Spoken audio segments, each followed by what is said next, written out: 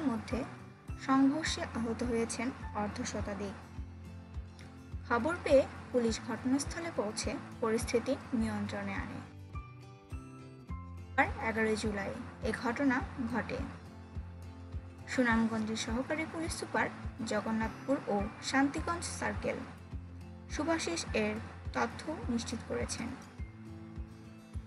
Police ও স্থানীয় বাসিন্দারা জানান, জগন্নাথপুর উপজেলাতে গোদগাঁও গ্রামের যুক্তরাজ্য প্রবাসী শাহিন মিয়া যুক্তরাজ্যের একটি সংস্থার মাধ্যমে গোদগাঁও গ্রামের হযরত মা ফাতেমা রাদিয়াল্লাহু তাআলা আনহা মাদ্রাসায় 35টি গরু দান করেন। গরুগুলো ঈদের দিনে দ্বিতীয় দিনে জবাই করা হয়।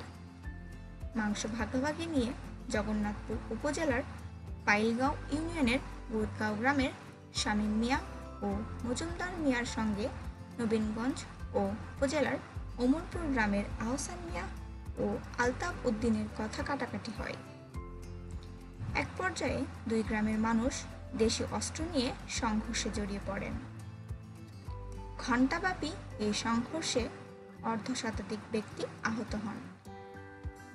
আহতদের মধ্যে জগন্নাথপুর উপজেলার আহতদের জগন্নাথপুর উপজেলা স্বাস্থ্য কমপ্লেক্স ও নবীগঞ্জ উপজেলার আহতদের নবীগঞ্জ স্বাস্থ্য কমপ্লেক্সে ভর্তি করানো হয়েছে। গুরুতর আহতদের সিলেট এম.এ.জি. ওসমান মেডিকেল কলেজ হাসপাতালে পাঠানো হয়েছে। সুনামগঞ্জের সহকারী পুলিশ সুপার জগন্নাথপুর ও শান্তিগঞ্জ সার্কেল শুভাশিস ধর বলেন, কুরবানির পশুর মাংস ভাগাভাগিকে কেন্দ্র করে দুই উপজেলার প্রতিবেশী দুই গ্রামের অধিবাসীদের মধ্যে সংঘর্ষের ঘটনা ঘটে। খবর পেয়ে ঘটনাস্থলে পৌঁছে পরিস্থিতি নিয়ন্ত্রণে আনা হয়। ঘটনাস্থলে পুলিশ মোতায়েন রয়েছে।